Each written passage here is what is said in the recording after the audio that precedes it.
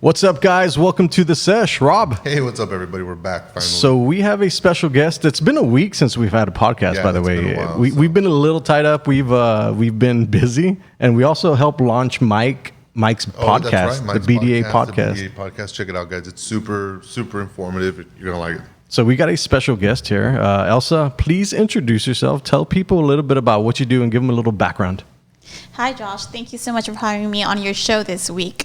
So I wear many hats. I'm a jack of all trades. Full-time, I work for a production company called Decibel Communication.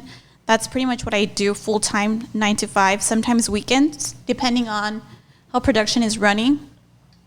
And as I'm doing that, the owner of Decibel is also the owner of Social Life magazine. So for Social Life magazine, I'm the managing editor. Oh, nice. Okay. Wow. So that's my full-time job. That's what you would say, pays my bills. Pays your bills. And then I have a radio show every Thursday night, and it's called Evolving in the RGV, where I focus on interviewing a different creative once a week on whatever their art is. I'm no one to say what your art is. It could be a sport. It could be cooking. It could be literally art. That's anything, not on me. That's on you. And then sometimes on my free time, I style. I'm a stylist too. I style people for photo shoots, events, trips. That's more of a hobby because I enjoy doing that. I grew up seeing my mom and my grandma make clothes. So that's something that I've always been around. And that's something that comes so easy and natural for me. Can you make clothes? I do not know how to make clothes. I'm in the process of learning. I got you. But I could style. If the clothes is already made, I'll put an outfit together, which goes perfectly with my mom and my grandma because I could draw and sketch something out, and then they make it for me. Oh, wow. Nice. I think, Rob, we need stylists. Yeah, I think so. I think this is like the 15th time I've had the same shirt. I think our first podcast, a few people were like, hey, dude, stop wearing those fishing shirts. Yeah. I was like, all right, man. So it just slowly evolved. Yeah, I was like, no. But they were just a comfortable thing to wear. So I was like, especially in this Texas heat, it's like it's horrible. Yes, man. It sucks. You can't really wear things you want to wear. Yeah, no, everybody here looks forward to winter because you can like layer and look tight and wear your scarves. And but it's cold like 4 times a year. If I could wear shorts and flip-flops every single day, I would. Like during summer, I was all for shorts and flip-flops, but now that the school year started, I have clients that I got to go out there. I got to wear pants. Yeah. So, damn it. So also, we were talking about, the reason why I wanted you on is because I follow you on social media, and it's kind of like a podcast is what you have, right? Pretty much? Or pretty much, yeah. Honestly, I'm trying to make it more into a podcast because people don't really listen to the radio nowadays. Yeah. So whenever I promote the shows, I tell whoever I'm interviewing, hey, promote it on the app. There's an app where you can listen to any station. So it's pretty much a podcast. Yeah. Well, I think one of the things that I've been talking about for years, and Rob, I think you can back me up on this, is podcasting. I believe podcasting is going to be something of the future that nobody has jumped on per se yet, but more people are starting to open up to the idea of having a podcast because for one, it gets to share people's experiences and it gets to allow the person that you're interviewing or the person that's interviewing to share their expertise. For sure. I think that is a very niche thing, and I think especially for businesses and people that want to get their expertise out, I think it's an amazing thing. So I kind of want to understand why you chose podcasting and to interview people. I think it's an amazing topic because it's kind of selfless, right? It is. It's 100% selfless. So I'm gonna share the story. I know I just shared it with you guys before we went on air, but I'm gonna share it again for whoever listens to it. I was introduced to, well, actually I wasn't introduced. The owner of 97.7 KCYP, he was my teacher in high school, and then he was my professor in college. Oh, wow. So then years later, he messaged me and he asked me if I wanted my own show. But I believe because I'm so active on social media, he probably thought I was going to be some diva. And he was like, do you want your own show? And I was like, absolutely. No. Yes, tell me more. But I was like, no, you know what? Like, that does not sound like a very good idea right now. I had just started with Decibel, so I was kind of getting used to the rhythm and the everyday challenge that production takes. Because it's different every day, and every day is a challenge. And it's on-the-spot challenges. You don't know what's coming. So I told him, I'm like, you know what? Right now, it's not a great time. Besides, I don't really know how I feel about a show about myself, sir. He's like, really? I thought you would love that. I'm like, no. I was like, no, but I would love to be interviewed. He's like, yes, actually, come on so I can interview you. So 2 months went by. I went and I got interviewed, and it was pretty nice. I felt special. I was like, I like this. Like, anytime you get to talk about yourself is a good thing, and it's allowing it because you're being interviewed. So yeah, he's like, you're giving me a voice. So it felt nice. And he was like, I would love to have you back in 6 months to see what you've been up to. I'm like, sure. In that interview, we focused more on styling because, some clients' work is personal, so it's not allowed to be shared. So then when I went back, I was styling Miss RGV, Mercedes Leos from Miss Texas. So I took her with me. I was like, you know what? So I don't share much of what I'm up to. I'll take Mercedes with me. She shares her experience on the process to Miss Texas, and that gives her a voice, a platform. Oh, nice. Okay. Mind you, it was an interview for me, but I was like, you know what? Let me take Mercedes. Like, you've been working really hard for Miss Texas. Let's go share what you've been up to. She was like, okay. Besides, since I was styling her, it kind of went. Yeah, it went hand in hand. Hand in hand. And for who you were doing it for. And so I took her with me, and then I told him, like, you know what? I'm ready. Let's start. And he was like, sure. And I'm like, but you know what? I don't want it to be about me. What if I make it about others and the art of others? And taking Mercedes with me kind of allowed me to kind of open that door in my mind to create that. You look at it in a different way. Yeah. In a different perspective. Yeah, because I used to think of like, when I would think about radio, it was to promote shows and stuff. Like, not it's really. like one way. So then, like, you listen to me. That's it. Yes. So then your show is not so much that you are like DJing or a disc jockey or something. There's no music. It's an open discussion. It's an open discussion. It's 1 hour every Thursday night, and I invite a different creative once a week on what their art is, and they showcase their art, their business, how they started, their story, and what led them there. If it was in their plans or if they had a life experience that made them take that route, and that's what I do, and it's been pretty nice. I feel at the end of the show, I end up feeling special myself. Yeah, because you get to keep that energy that the person is giving you. I think one of the things that people don't understand about podcasting is if you're a host, right? It's different because you get to engage the conversation, you get to start the conversation, and the person gets to take it on. And you feel the energy. And you feel the energy. And you get to experience it. So being a host of a podcast, for any business owner that's listening out there, by the way, it's very easy, per se. It's nice. And I'm pretty sure you feel the same way. Like, for you, you're interviewing different people a week. Yeah. So it's more natural. It's a routine. But for them, they're not being interviewed every week or every day. Yeah. So I try to share the same energy with everyone, the same energy they're giving me back as if it was my first show every time. Yeah, and from a branding standpoint too, people get to see you in front of the camera. They get to see how you speak. They get to see how you talk. They see your mannerisms. So all that stuff develops. It develops a different type of relationship that you can't get from like in-person interactions sometimes because it's a little bit more in depth. It is. I feel so. I want to talk about social media. Social media is man, how do I put this? It's I struggle with this all the time. Like I tell Rob all the time because Rob's not too much he's not active on social media, and I try to force him to be, but it's just not him. I just don't have it. And I try to force myself since I'm a content creator to create content. And at one point I got monetized on Reels. And I was like here like a dumbass, like doing stupid things. Like Rob would see me all the time. Yeah, sorry. No judgment. But I got my first paycheck from Instagram. I was like, this is badass. Yeah. So I was like, man, it's a trade-off. Like I'm trying to show a professional side of me, but I'm also a user of social media. So I kind of have to do those things. I think social media is a double-edged sword. Let me ask you this. What do you think? Do you think it's a good thing that everybody has a voice, or is it a bad thing that everybody has a voice? I think it depends on your perspective and your mindset. I think I think it's more of a good thing than a bad thing. But with it being so good and so broad, you need to develop a strong mindset to be able to carry on with everything that social media brings to the table. It's hard to go the negative route, to fall into criticism, comparison, and all those things, especially an illusion. I would say it's even harder for a woman. I mean, I don't ever get trolled or anything like that. So maybe, have you ever been trolled, and what do you do with the haters when that happens? You know, I haven't been trolled. I haven't seen any negativity.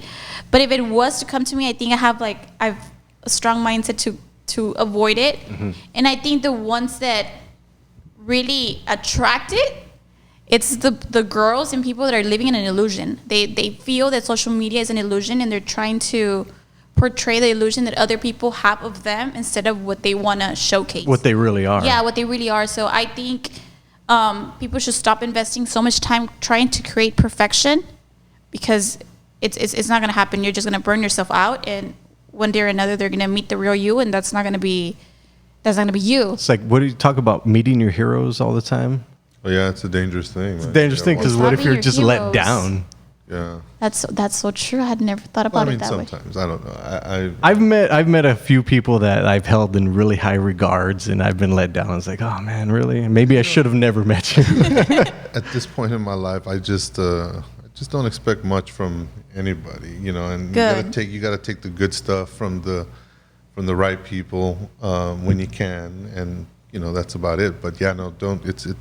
It can be. That's a good philosophy. Yeah, you know. And the bad too, man. Take the bad sometimes teaches you more than the good. Yeah, no, yeah, that's definitely true. I mean, I think it's all about proximity. You know, like if there's somebody in your proximity that just brings you all of this negative energy, then you know, just distance yourself from that. Push them aside. Yeah, get them out of the way. You know, and sometimes heroes can let you down, because you know we know them for what they want us to know them. It's kind of like when you first meet somebody and you're dating and shit, and when you're dating you get the best, and then when you commit or you get married you get the rest.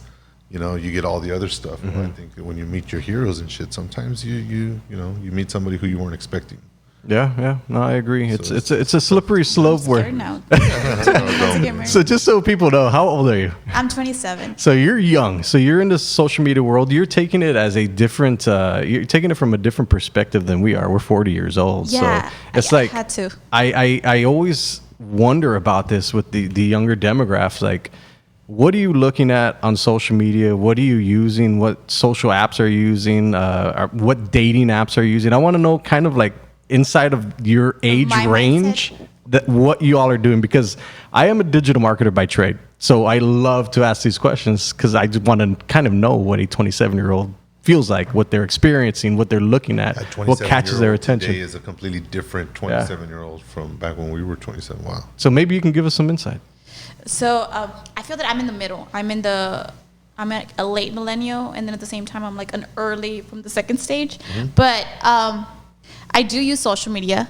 I use Instagram, Twitter, Facebook, Snapchat, all of the above. I don't really use LinkedIn, which I should though. I hear there's a lot of growth on LinkedIn. Yeah. LinkedIn does not work for me. I know other people that it works great for. What about TikTok? TikTok. I'm trying to get the handle of TikTok. It's too many platforms for me to keep up. Yeah. I'm trying to be the best on Instagram so I could grow. Mm-hmm. And I tell myself to post, and I'm lucky that I'm always on the go, and my life is pretty like, I could post this. If you're a nurse, please don't be posting. Focus on your patient. Or if you're driving. Or if you're driving, or I think it depends on your career. But yeah, I do not use any dating apps. But yeah, I think my Instagram is basically just outfits. I don't know if you follow me. Whoever follows me, I feel like it's a diary of my outfits. I take pictures when I like my outfits, and not even when I feel like my best. If I really like my outfit, I'll take a picture and I'll upload it, and it kind of keeps up with my styling. I got you. Business. That's where I get most of my styling business from. Are you the type of person that will look at something for like hours and hours and think about the post that you're gonna write, or you just actually just post it? Yes, no, I'm not. And sometimes I should, because sometimes I'm like, why did I post that? My friends are always like, wow, you're so good at posting on the spot. Like I'm like, it's because if I store it on my phone, like my days are gonna go by, and I'm gonna have new things on my phone, and it's never gonna be posted. I'm that guy though. I'm the dude who just I can't post it. I'll text something, I'll write something out, and I'll have to send it to Josh. Josh says, like, okay, man, will you check this for me, bro? So I get anxiety, like, nah, and then I'll just after 30 minutes, I'll be. You're worried about the illusion of other people. Yeah. Well, you know, of what they're gonna think. Yeah, I guess you could say that. I guess that's a fair comment. I'm not worried about so much them because I don't know who them are, but I guess there's this anxiety of coming off as ill-equipped, or inadequate. Yeah, because and that kind of nowadays it's kind of like your social media image is a representation of everything that you are. So when you go out in public, people have that facade, like this is who you are. And it sucks for people like so me true. because I don't have anything to rely on. I don't have a diploma. I don't have a career. I don't have But you are a 16-time award-winning best documentary feature, Yes, baby. That's what I'm sir. talking about. So when people like me in our situation, it's like, well, shit. We all we have is what people think of us. So Which is very important Which is too. very important, Like yeah, I don't know, and I don't know how you feel about this, but a lot of people say, it's not fucking important. They don't care. I don't care what people think. I do care what people think. I mean, I do. yeah, no, I'm kind of the same opinion. It doesn't bother me when people talk shit or say something that's negative right. to me. That stuff runs off of me. The haters don't penetrate my skin at all. It's the people who associate themselves with me, who I do respect, who I do like, who I do feel bring value to my life, and who are proud of me, and then they have to say, yeah, no, I'm sorry, man, he's dyslexic. Yeah, but he's a genius in person. Like, the guy's great, but yeah, this post doesn't make any sense. He wrote it all messed up. Why did he post? Like, I'm looking out for the people who speak good Right. about me. The haters, I don't give a don't shit care. about that. So yeah, I always just want to do right and do as best as I can when it comes to the public, who's looking. Yeah, absolutely. And social media is that double-edged sword, man. It's like what you put out is kind of your mission in life. This Well, that's is why I this don't is mess who with you are. So Yeah. it's kind of like you're navigating over like a It's knife. your resume. Yeah, it's your your digital resume. resume. Yeah. Real talk. So I'm like, this is too much pressure for me, man. Like, no, So I'm just not gonna post. yeah, I'm just too not gonna much. post shit. Just like, you get a lot of thumbs up from me, little hearts, but that's It. That's Find it. your niche. Find your niche and focus on that. that. Yeah, like my That's niche good is advice. clothes, but there's so many things that I do other than clothes. Like I'm filming and I'm doing a magazine and I'm doing all these things, and that's not. I mean, I post it on my stories, but not on my feed. It just bothers. Yeah, I think I just missed the whole social media wave. Like, everybody's on it, and I'm just kind of like, hey, everybody, What's have up, fun. guys? Yeah. Which isn't a bad thing because you get to observe everybody else and know exactly not what to do. Exactly. hang out with Josh. Yes, we hang Doing out all the Josh time. Reels and- I've already tried getting this dude on Reels. We've been attached at the hip for the last Josh is year. funny. And something. Oh, Thank yeah. you. Yes. No, yeah, Awesome. I'm with him like constantly. And I'm not funny at all in person. No, he is. I'm just saying, he always tells me, Robert, help me out with this, or do this, and Robert, you should be posting that. Or I have this thing where I just every day some kind of dicho that my dad talked to me about growing up will come up, and Josh will be like, dude, you just need to do every day, do a dicho for TikTok or this. You know what? Show one of those. Give one of those examples of a dicho because this could be the start of your TikTok. Okay, for like women, for my dad would tell my sisters when they had issues or something with whoever the man is or was at the time that they were dating, that he was whatever XYZ problem, and my dad would look at my daughters, my sisters, and say, "Mija, dice un dicho que es más fácil cambiar de hombre Ah, sí. que cambiar al hombre," and loosely translates in English to, it's easier to basically change from one man than to change from one man to another than to change the man you have. The man you Yeah. have, you're not going to change him, so it'll probably be easier for you just to get yourself a new man. And those dichos would pop up all the time, and every day for one reason or another I'll bring one up, or something will come up that's relevant, and I'll be like, what's like my dad would say. So he tells me, do that. And they're valuable. Some of them are valuable pieces and tidbits of information, and little glimpses of our culture and how we were brought up and taught. But I don't do it. I just, You should. People enjoy that because I remember that dicho. yeah, And if someone remembers, it's like, sí, yo me it's acuerdo right. de ese dicho. Sí. Yes. And it also sparks conversation, which is one thing that we get to have often. We have a All ton the of time, conversations, and before that, I wouldn't have a conversation. I think that is the one thing where people don't do enough of is sit together, converse, and think. And think, like yeah. we'll think. Like we're sketching out a bunch of stuff right now, so it's like we always think about what we're gonna do. I think that's kind of a lost art. I mean, I don't know how you are with your team or if you're always on the go, but what are your processes when you're trying to achieve like your successes?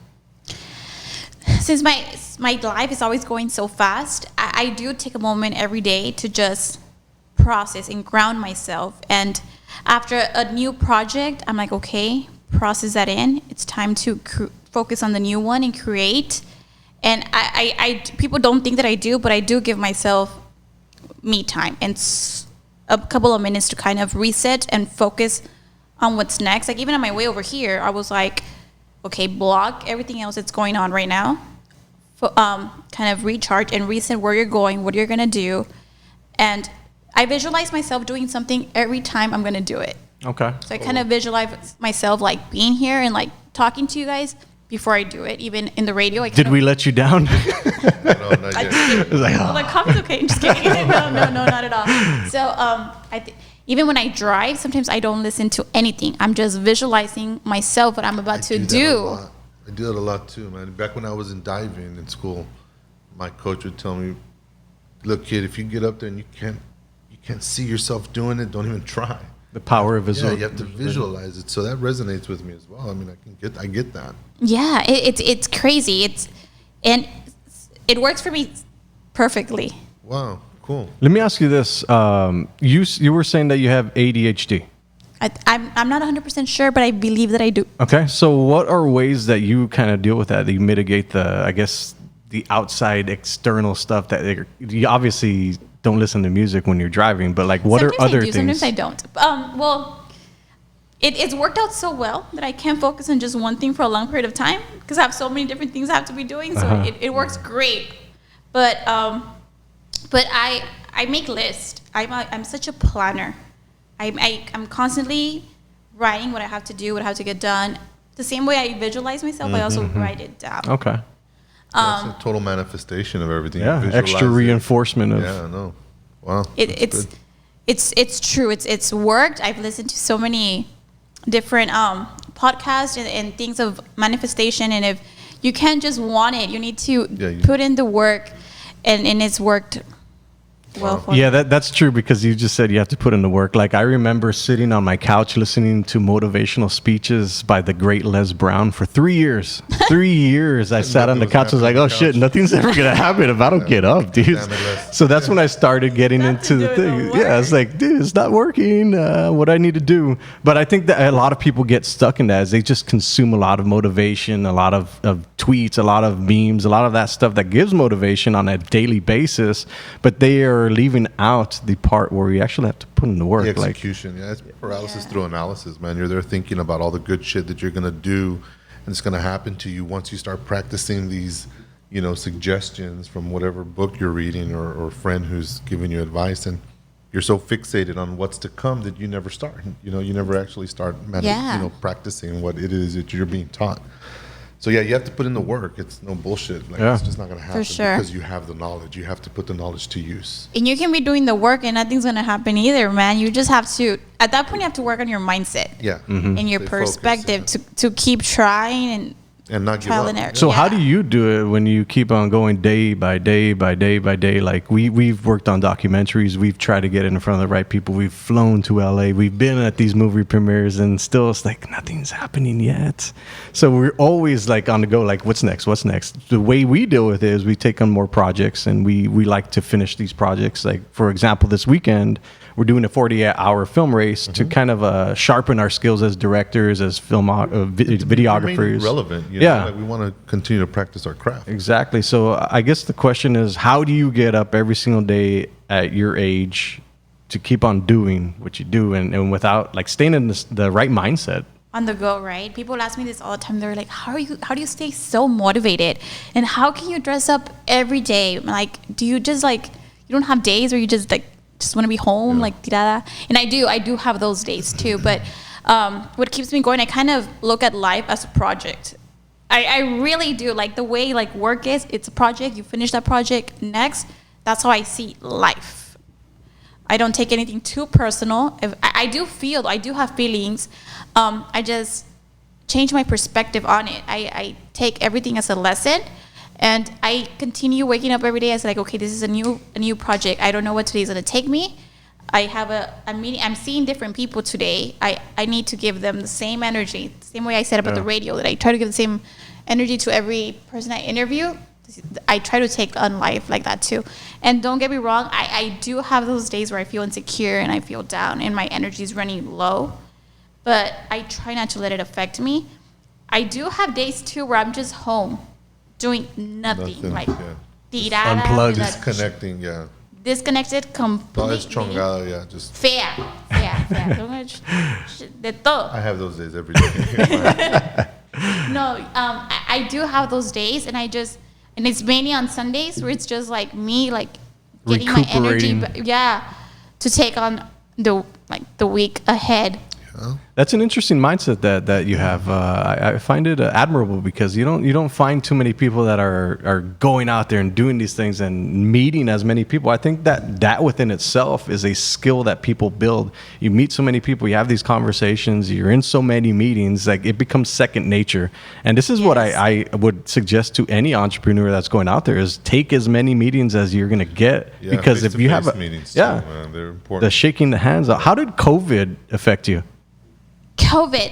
So during COVID, I was doing none of this. None of this. I wasn't with Decibel, I wasn't with the magazine, and I wasn't with the radio. I was a designer for a furniture store when COVID hit. Yeah, I would do the interior for Furniture Row. Okay. So when COVID hit, obviously we all got sent home. And since I'm such a doer, it was pretty hard for me to adapt. I would still kind of schedule my days. Even during COVID, I would read from this time. I even learned how to put tile on my floor. Wow. And when COVID finished, they didn't call me back to be a designer. That position got taken off. They called me back to be a salesperson, of course, because you need salespeople more than designers at this point, or it's always the last thing someone really needs. So they called me back to be a salesperson, and I was good, but it wasn't fulfilling. I'm not much of a salesperson.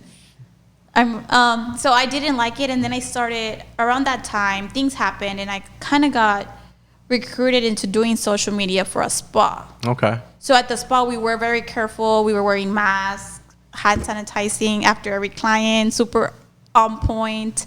I wasn't shaking people's. I was with my phone, recording, doing content for social media. So I didn't feel it as much. I felt it for the 2 months. Where I was transitioning from the Furniture Row to Furniture Row, going back to being a sales, and then what am I going to do now? And what were your friends doing at the time? Did it affect them as well, or? Yes. So kind of talk about that, because I'm super interested in that, how people adapted back into, I guess what happened during COVID, and then how they adapted out of it. Some loved it. Some really loved it. Some hated it. They were working from home. They would kind of. I have a friend that works for GoDaddy, the website. They went from being in office to working everything remotely, adapting to that. And at first it was hard, but then she learned to love it. Luckily, all my friends stayed employed. I didn't really got to see anyone suffer through the whole things that I know many people went through. Yeah. How was it for you guys? We stayed busy. We filmed the documentary through COVID. Awesome. Yeah, so we stayed busy. We were flying everywhere. We were driving everywhere. So we kept our minds busy. Yeah, we didn't stop. You didn't feel COVID? Yeah, no. Well, my business did. My wife and I own a poker room, a poker club here in the Valley, and that being as social as it is and the proximity of the players and stuff, that kind of killed us for a while. But I stayed busy. I linked up with Josh, and we started off with the podcast, and that turned into the documentary, and it just kind of blossomed from there. And now the poker's kind of secondary thing. For the last 10 or 12 months, we've been kind of here and barely reopening the club. So yeah, it threw a monkey wrench in my shit. Yeah, definitely. Club owners, I felt it the most. Yeah, it sucked. It really did. Because you go from being this social butterfly, man, you got people around you every day, to just complete isolation. And it's just the kids, your wife, your dogs, and you're like, shit. Yeah. You're like- You're forced to live in an environment to find out who people really are. Yeah. But Luckily stay for me, man, my kids are grown. I have a 23-year-old son and a 19-year-old daughter, and they're both the coolest fucking kids ever. So like, it was like just this big house party. That's what going everyone on at says the about house. their kids. Yeah, I'm sure. That's what I say about my kids. I don't know, man. My parents might say I hate my goddamn kid. Who knows? But no, yeah, it was COVID sucked for us, man. Not being home alone so much, that was a drag sometimes. But the business side, it was bad. So on a different note, Rob and I have been on a fitness journey for the past. Well, actually, next week is our 6 month. Is our 6 month? Yeah, Oh, our so- day starts. And Mike awarded me this the other day because he likes to make me throw up, and then I got to do it all over again. So he awarded me with the athlete awesome. of the month, and I was like, dude, I'm not an athlete. That's awesome. I'm Wait, a little you're his bummed. trainer? No. We train together. Yeah, we train together. We train here at BDA at the Mike's gym, and so we brought him on much as we are now with you. And during our podcast, we talked about what he does and everything. And then afterwards, I said, "Hey, man, why don't you start training Josh and I? And we'll do a 6 month thing, and we'll document it and record it, and we'll do it." That started going on 6 months ago. So yeah, we were both a little bit, a lot different. A little bit a lot. Yeah. A little bit a lot. We- Josh is both- going hard. I see him Yes, on Instagram. it's I'm like, crazy. Well, I'm there with him. Yeah, he's there every with me. day doing the same shit, but I can't bring myself to get my phone out and say, "Look at this." And since he's Do doing it. such a good job at it, I'm like, well, Mike's getting everything we said we were gonna. Yeah, so it's been an interesting journey. Embarrassed, man. I'm you need to get to it because him doing that is what's getting people want to be here. Yeah, Oh, no, there you you're go. right. And kudos to Josh. I'm that insecure. I mean, that there's no other way to put it. People who don't do this shit, it's because they're insecure. They don't want to be judged. They don't want to deal with the shit. Because another thing is that man, people giving me negative energy is something that it's a constant practice with me, man. Like I always have to maintain, Yeah. like positive energy. I thrive on enthusiasm and positivity. Endorphins. And what sucks is that negative energy drains the shit out of me, man. It just takes so much out of me. So I'd rather not deal with it. And some people are like that. They absorb energy more than others. Yeah, and I think I'm that type of person, and if somebody I'll read comments that people make to other people that I don't even know that I disagree with, and it'll drain me. It'll drain you. I'll be like, man, and I want to get involved and say something, but I'm like, no, I'm not gonna take it on. But one of the interesting things about the gym has been very therapeutic for Oh us. my Like God, we get yeah. to go there and release all this energy into the world. You're forced to just forget about all the bullshit, everything that's bothering nice. you. Yeah. So care about you also are into fitness. Yes, I started a fitness journey first, and my first goal was to lose weight. I wanted to be lean. I wanted to be that girl, that girl on Instagram, right? But as time went by, now I need it. It's therapeutic. Yeah, it's nice. It feels good to release endorphins. And when I don't go to the gym, my days kind of just drag. And I'm a morning person. I prefer to work out in the mornings. I'll still work out in the afternoons when I don't wake up, but it's the mornings for me. It kind of gives me like a kick, It's a a boost. head start. And I'm so much more productive when I work out in the mornings than when I don't work out at all. Yeah, no, What do your same here. workouts look like? So I'm trying something different now. It used to be weight training, and then now I'm trying to incorporate Pilates with weight training Okay. to kind of keep the lean figure. So yeah, I'm trying to lean out more, but keep some muscle with You'll lean out your muscle, actually. Pilates. Is hard. It humbled me down. I went in all tough. I haven't tried it yet, but I would shouldn't. be willing to. You shouldn't. You've done yoga. I've done yoga. I've practiced some yoga here and there. which is also very difficult. You should do that to cleanse all the energies. Yeah, You'll pick no. up. Oh, now he lifts heavy ass weights to cleanse the energies. You can literally see the energy just dripping off you. Like it's super, super crazy. I mean, Yeah, shout out to Mike. Mike's taking Yeah. us under his wing. Is like, I've never trained 40-year-olds, but you guys are doing okay, no, man. in fact, he said not only has Mike. he never trained 40-year-old, more specifically, he's never really trained 40-year-old men. You know, he has plenty of women who come in and take the, their classes and stuff like that, but he had not yet trained men. And What does he say? Are they harder? Are men or He says that, honestly, he called me out the other day. He said, you are harder? Yeah, no, he said, you bitch and gripe and moan about everything. what I ask you to do more than anybody else here, Rob. And I'm like, well, dude, I mean, I'm bigger than everybody else here.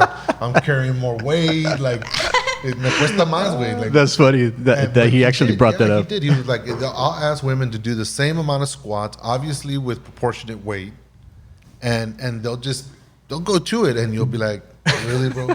All that weight? Like, why? Like, we did this shit today. Llorón, el Rob. Yes, llorón. Yeah, that's basically what he called me. And he said that Josh tends to puke a lot. More than You the norm. puke, Josh? I've It's 'cause puked Josh 3 goes to times. Failure, yeah. 4 times. Sometimes I puke sometimes, but I'm trying to, like, that's the moment that we're there to lift weights. So I'm going as hard as I possibly Let's can. get a workout in with Mike.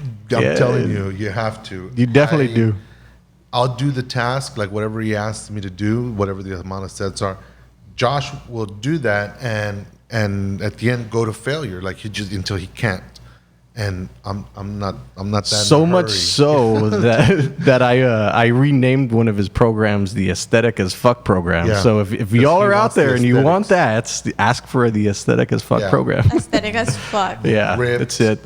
Yeah, I'm on my way there. It's No, still a while, but Mike got a lot of. I just want to be able to squat down to the toilet and get up. At an old age. That's all I'm looking for. So enough about us. So tell us what else you have going on. That's pretty much it. That's a lot. What are you talking about? You want more? Yeah, no, just give it a little more. fashion, 24 hours in a magazine. day, Josh. So I was asking Rob this question, and I'm going to ask you the same one. I've been asking very existential questions I know what question lately. this is. And the reason I ask is because I'm going to ask you, do you believe in aliens? So give me your answer. I do believe in aliens. I promise it's not because I'm a dreamer and because I'm crazy, but I do believe in aliens. It's just logical, right? Like you think, like, how could we be the only ones? Yeah, there's no way they were the There's only no way, ones. right? So my they're question, against us. my question is to everybody is like, what if we are the only beings here? Like forget that. Yes, there could possibly be life somewhere else, but what if we are the only ones here? How does that make you feel? That's a deep question. Well, I mean, I guess that's a pretty good question. I don't even know what to I say. feel sad, man. Like I don't want us to be It's the only kind of ones like here. you just Yeah, took it's away like- my faith. Yeah. Like it's nice to have something to believe in, Josh. Okay, then let me flip Took it the other away. side of the coin here. Isn't it a really special thing that we are the only ones here? I mean, it could be special. Like we're the only ones. Like, I don't see it as a sad thing. I was like, damn, it's even more special that we get to live here. We It's get less to be. seductive, man. It's less alluring. It's like fuck What it, a I didn't- selfish. Yeah, man. Like I didn't do a lot with my shit, with my life. When I come and go, I'll be forgotten eventually. So Everybody will. Well, I mean, everybody's gonna remember Beyonce, bro. Everybody's gonna remember Eric Clapton and shit. So I'm just saying to think right now that that's it. That when the human race is out, that there's not another reboot or another chance or. Well, I'll challenge your thought on that because I do have a different way of thinking of that. Like the legacy you leave behind are the memories that you leave in the people that you touched. Yeah. So what you've done in my life is admirable. I mean, I'm always going to remember you. I don't care about Beyonce. I'll never meet her.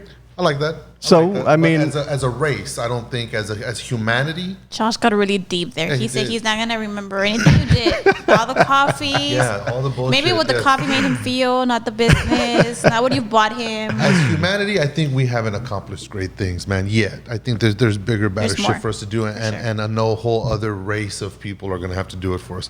I think it'd be selfish to think that we were the only ones. well, I don't know. But on that note, let everybody know where they can find you on social media. So you can find me on Instagram under Elsa Mariel _ and then on Twitter you can find me under Elsa Mariel 95. Facebook is just my name, Elsa Medina, and do not add me on Snapchat. And how do they find your show?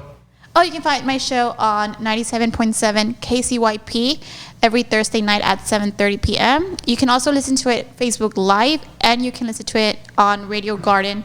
It's an app where you can listen to any station around the world, which is pretty cool. You can kind of listen to it like a podcast.